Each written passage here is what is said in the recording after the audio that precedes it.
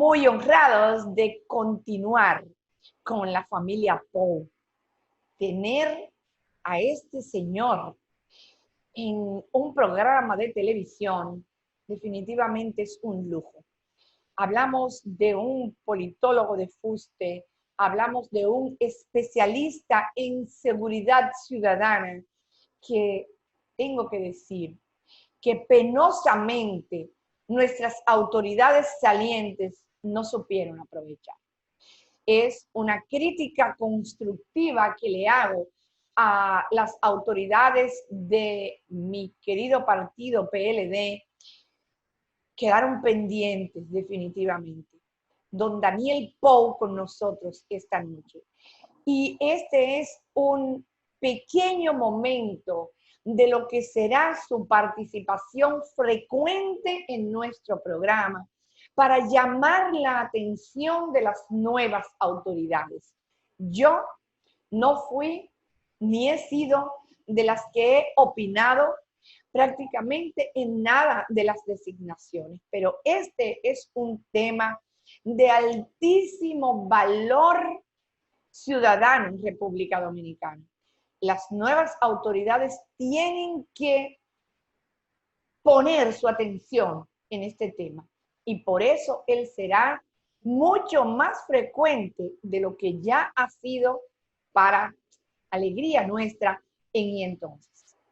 Don Daniel Pou, buenas noches, querido. Gracias por de nuevo aceptar nuestra invitación ahí entonces. Muy buenas noches, doctora Gotró. Pues yo muy feliz de participar de nuevo en su programa y siempre dispuesto a colaborar humildemente en lo que me sea posible con usted y con la sociedad dominicana. Gracias, gracias de veras. ¿De qué hablamos en este momento? Si usted pudiera hacerse escuchar de las nuevas autoridades, que sé que de manera responsable siempre trata de hacerlo porque me consta todo lo que trató de hacer y lo que hizo con las autoridades anteriores. Si lo escucharan, si en este momento pudiéramos tener la atención de las nuevas autoridades, ¿qué les recomendaría el experto en seguridad ciudadana que no puede dejar de hacerse para tratar de cambiar el rumbo de hacia donde hemos estado caminando peligrosa y preocupantemente en nuestra sociedad, Daniel Pou? Bueno, antes que nada debo decir que me siento muy contento de que en dos instancias que son fundamentales para el tema de la seguridad ciudadana se nombraran a personas muy abiertas, con criterios y visiones muy amplias, como es la doctora Miriam Germán Brito, la Procuraduría General de la República, y como es el señor Jesús Vázquez en el Ministerio de Interior y Policía, de quien no soy amigo, podríamos decir, pero lo conozco y en los momentos que hemos coincidido, muchas veces en los propios medios de comunicación, ha sido una persona con un carácter muy jovial y que por lo visto posee una sensibilidad especial. A él le ha correspondido uno de los ministerios que tienen uno de los principales desafíos en estos 4 años, y es construir una cultura de paz. Y no tan solo construir una cultura de paz con el criterio preventivo hacia la violencia sistémica que azota nuestro país, sino también una cultura de prevención en materia delictiva. Y esto lo digo en la razón de que en República Dominicana, tanto el crimen organizado como las actividades delictivas de pequeño monto o ratería han logrado alcanzar niveles que resultan preocupantes. Por el otro lado, tenemos la Procuraduría General de la República, que es responsable de la política criminal del Estado. ¿Y qué quiere decir ser responsable de la política criminal del Estado? Quiere decir que debe producir los insumos necesarios para construir los modelos criminales que permitan que las agencias responsables de la prevención pues pueden ir un paso por delante de los actores de la criminalidad. Aquí, lamentablemente, se condena a una persona de manera definitiva, pero esa persona va a una cárcel y jamás se piensa que esa persona puede hacer el papel de insumo para construir los grandes ejes de la política criminal. En los países desarrollados, ustedes ven, y hasta se ven en las películas, cómo las autoridades interrogan de manera constante a personas que están condenadas por determinados delitos tipos, porque les sirven de insumos a la construcción de modelos delictivos, sobre todo aquellos que son predictivos. Entonces, esto requiere un esfuerzo. Tenemos que ver el Estado dominicano con una sinergia de mucho mayor interdependencia y colaboración. Por un lado, tenemos que fomentar una cultura de paz, pero para fomentar esa cultura de paz, que no es una acción, no es un proyecto de 3 días, es un proyecto que implica desmontar valores y desplazar una cultura de la violencia, que tiene muchos fundamentos que no voy a detallar, pero uno de los principales factores es la falta de credibilidad en las instancias públicas que tienen que ver con la mediación de la conflictividad social. Y en eso involucra ya al Ministerio Público y todo el sistema de justicia. Entonces, si yo fuera a darle una recomendación en estos momentos al señor presidente y a estos 2 ministros, tanto a la doctora Miriam Germán como Procuradora General de la República y al señor Jesús Vázquez, les recomendaría, vamos a convocar una gran mesa de seguridad y paz.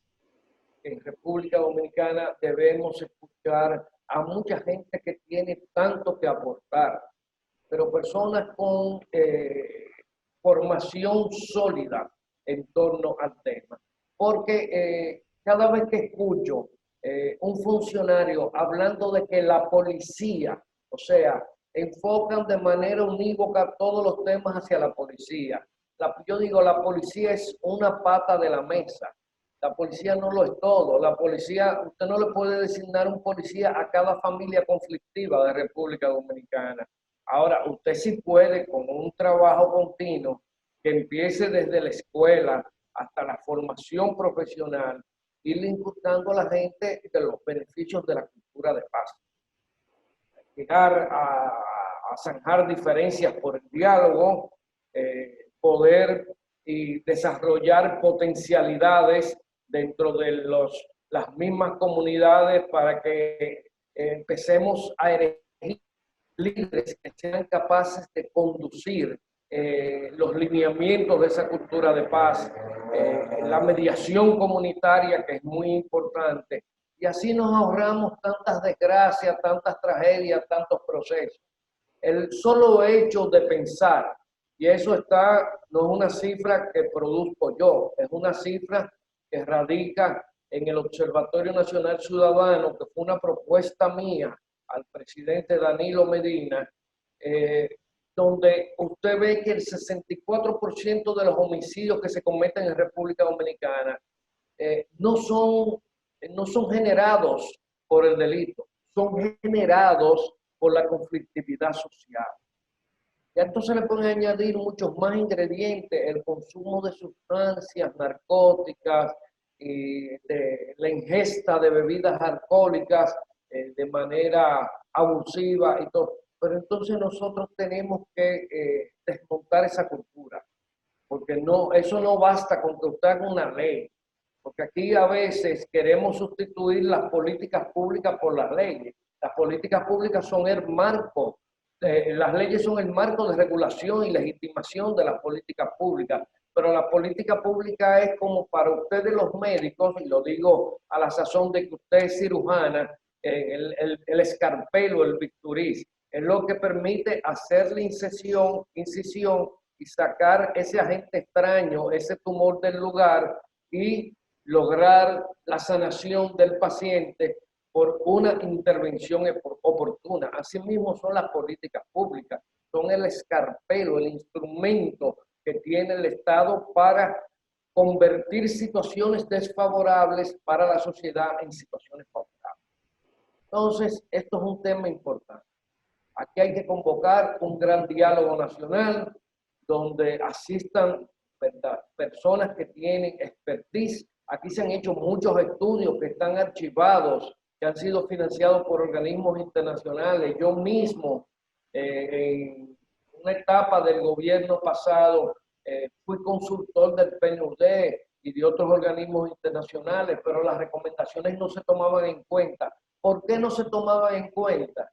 Porque las recomendaciones muchas veces tienden a desplazar ejes de poder en la sociedad, o sea, de prácticas que han venido acumulando poder en determinados sectores y que hay que erradicarlas para que el poder sea distribuido de manera más horizontal en la sociedad y a partir de un liderazgo renovador. Eso es muy importante.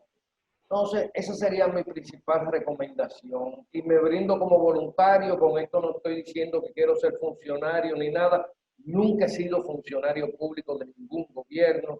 He actuado desde mis actividades privadas, tanto en el mundo empresarial como en el mundo intelectual.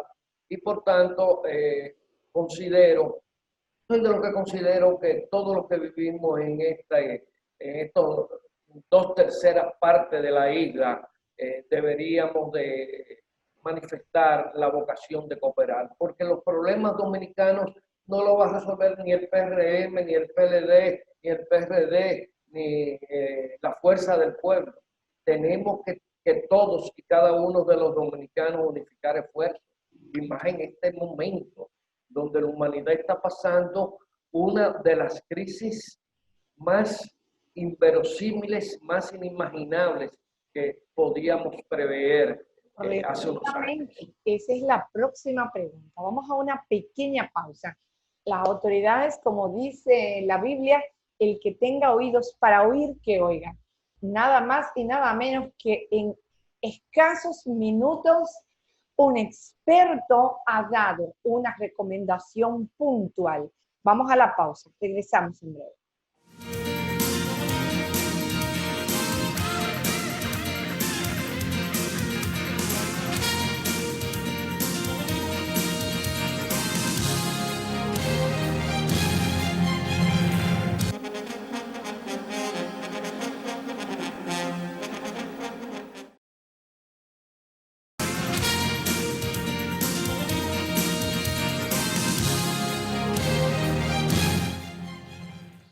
Continuamos conversando con el experto en seguridad ciudadana, Daniel Pou.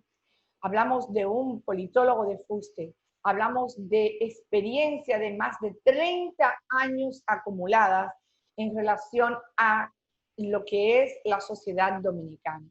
Los consultores internacionales son buenos, claro que sí, siempre pueden aportar cosas, pero decía el profesor Juan Bosch, alguien muy amado tanto por Daniel como por mí, definitivamente la sociología de un pueblo es vital, y más si hablamos de seguridad ciudadana, más si hablamos de comportamientos sociales. Don Daniel Pou, se habla de que esta nueva situación que tenemos en el mundo, de manera específica en República Dominicana, esta pandemia, el confinamiento, cuidarse, mantenerse en casa. He escuchado a alguien así, abuelo de pájaro, decir que han disminuido los feminicidios, que han disminuido los ataques, las agresiones y la inseguridad social, porque la gente está confinada. ¿Cuánto hay de verdad en esto, don Daniel?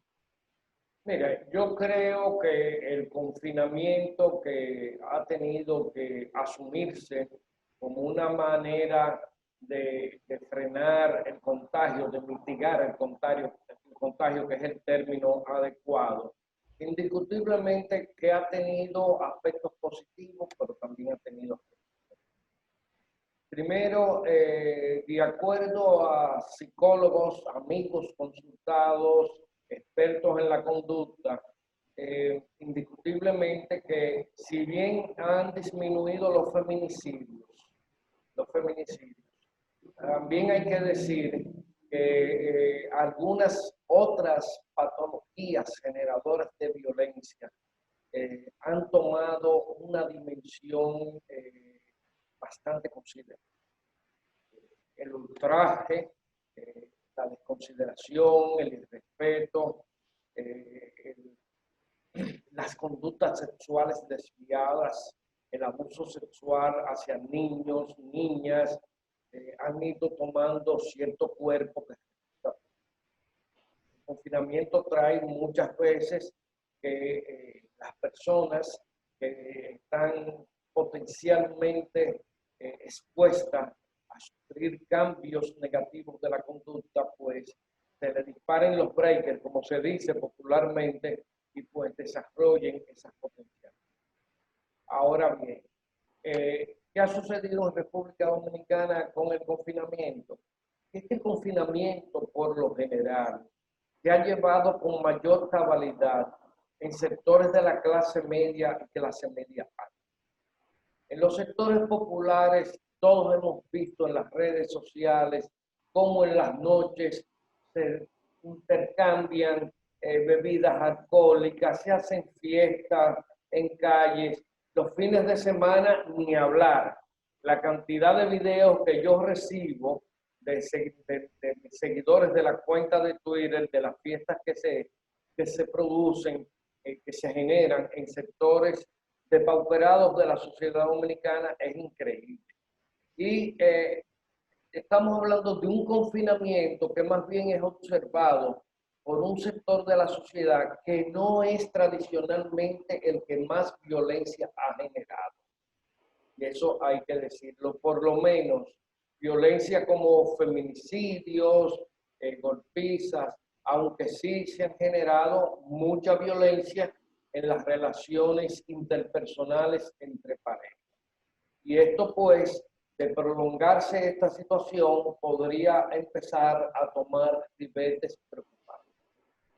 Yo lo que creo es que la sociedad dominicana debe ir colocando en su agenda, y sobre todo el sector salud de República Dominicana, la necesidad de darle soporte a los ciudadanos y a las ciudadanas.